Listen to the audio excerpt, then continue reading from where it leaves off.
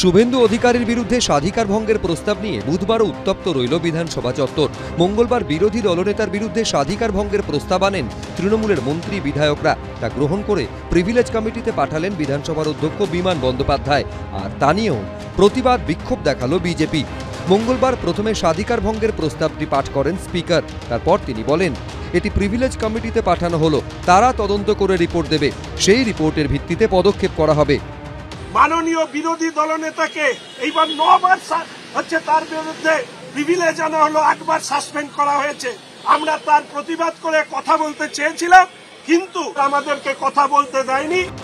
যদিও এই বিষয়টিকে গুরুত্ব দিতে নারাজ শুভেন্দু অধিকারী।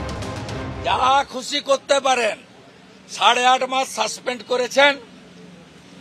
আমি হাইকোর্ট গিয়ে আপনাকে বাধ্য করিয়েছি সাসপেনশন তুলতে, আপনার দয়ায় নয়। আমি 8.5 মাস আপনার সরকারের বেতন নিইনি, সাসপেন্ড করেছেন বলে।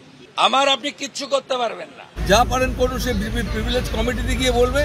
যদি গিয়ে বলে যে আপনি যা পারেন করুন, প্রিভিলেজ কমিটি যা করার করবে, আমার তো কিছু করার নেই। আমি প্রাইম অফিসে কেস দেখেছি, আমি প্রিভিলেজে পাঠিয়ে দিয়েছি।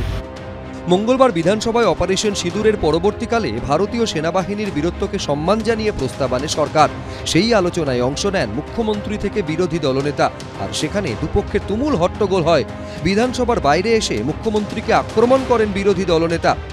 শাহবাজ শরীফের সবচেয়ে বড় গুণমুগ্ধ পশ্চিমবাংলার খালা আজকে পাকিস্তানের পক্ষে ব্যাটিং করেছেন, ফুল ব্যাটিং।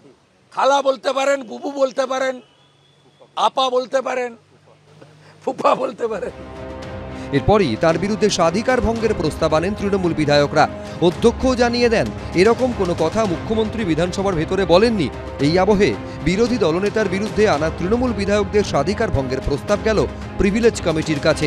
আশাবুল হোসেন, উজ্জ্বল মুখোপাধ্যায়, এবিপি আনন্দ।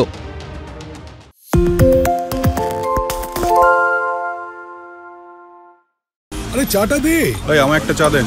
কি হলো আমারটা? বাংলা পক্ষপাত চায় না, বাংলা খবর চায়। বাংলা খবর, বাংলার খবর। সত্য অন্তহীন, সত্যের খোঁজও তাই।